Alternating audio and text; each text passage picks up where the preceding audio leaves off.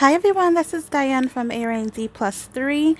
I know it's been such a crazy couple months for everyone. So what I have done to for me, kind of relax and be able to kind of get away, I've been doing gardening. So the first couple plants I'm going to show you is my tomato plants. And this has been kind of a challenge because I had to learn so much about pruning them. How do I take care of them? Uh, I actually have three plants, tomato plants going right now, and two of the three are pretty much thriving. They are producing tomatoes. So as you can see, these two are the ones I am talking about. Now they did have a lot more leaves on it, but I have been pruning them, which is just kind of using my shears and just kind of clipping them if they weren't producing any flowers so that the plant wouldn't be taking too much energy and focusing on producing more leaves. So this is my snap peas. I do have these in the front yard and the backyard. These seem to be growing pretty well. Then I have spinach. I actually just cut these probably about a day or two before this video, and they are ready to be again harvested. It's grown a lot more since then, so the weather has been really doing its job.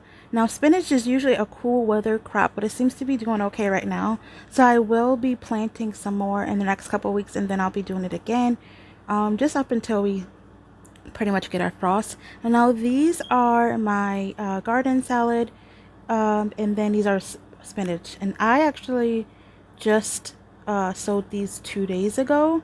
So it is doing really well. I'm really surprised to be able to see things sprouting up this early. Now, with that being said, has been a very much a learning curve for me. I've been trying to research as much as I can as I go so I make less mistakes, but I have made some along the way. So what I've done for these other, I believe these are supposed to be my peppers, my kaleidoscope peppers, is I use a bag to cover over it to kind of to be like a makeshift greenhouse. So it'll kind of like sweat the plant and provide that condensation that it needs in order to help it sprout. I actually did those the same day I did the spinach in that container and then the salad greens in the container. So it hasn't sprouted yet. Usually it doesn't sprout that early, but those seem to be doing good. And again, this is the spinach today. It's been, oh my gosh, I love those things. Now, the snap peas have been growing like crazy. I am in the process of getting some fungal spray because I can see some white spots on them. Just little issues I've kind of come across so far. Now, this is my back garden, and I've been trellising these as much as I can as I see them kind of pop up and need to be put on those poles. If you want me to make another video kind of explaining these different things that I'm talking about, if you don't know the terminology, either you can look it up on Google or I can explain some of those. But trellising is basically helping the plant kind of grow upward toward the sky, basically, versus it kind of laying on the ground and growing like that. They tend to, especially as it produces the peas, it helps. So I've been doing that. It seems to be doing okay. It's a lot. It has been a process of trying to learn how to do, and I have snapped a couple vines trying to figure it out, but it's going okay. So if you see this area over here, it seems to be struggling. There's nothing over there. I have planted a couple things. These are peppers over here. So I planted some. I believe I planted my kaleidoscope peppers some over there too. But the other side of my garden that looks kind of bare, I'm actually going to do that over, just because it has not been really producing enough of the carrots that I planted over there. It hasn't been growing whatsoever. So I actually ended up digging that out today, which is the day after I did this video.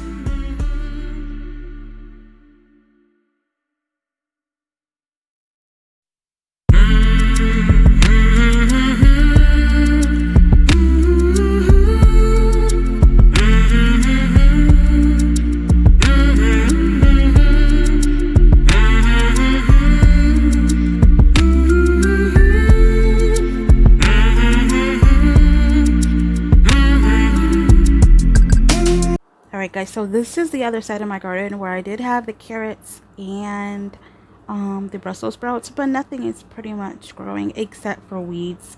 So I do see a few sprouts of the carrots, but really not enough, and I know I've sowed a lot of seeds over here. So what I'm just gonna do is dig it up, and hopefully that will just start over, and hopefully that will prevent any weeds coming up. I will be mixing in a little bit more compost and some soil and manure and stuff like that.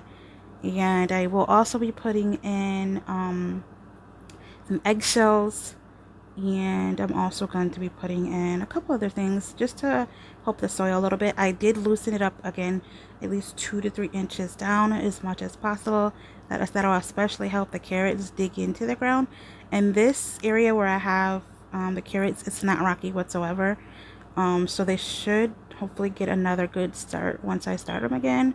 The snap peas are doing so well, so I'm just gonna leave those alone and just work on the other side of the garden.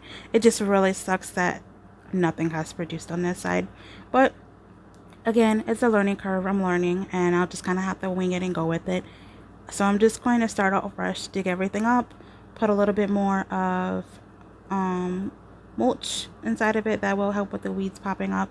And then once I get done, what I probably will do, or I might do, is sow the seeds inside, let them sprout, and then when I put them into the ground, add a lot of mulch around them, because that will prevent the weeds from coming up even better. Because what I did is I sowed the seeds directly into the ground, and then I started having issues with weeds popping up because I didn't have enough mulch on the ground, because I didn't want to prevent the seedlings from coming up or make it a little harder for them.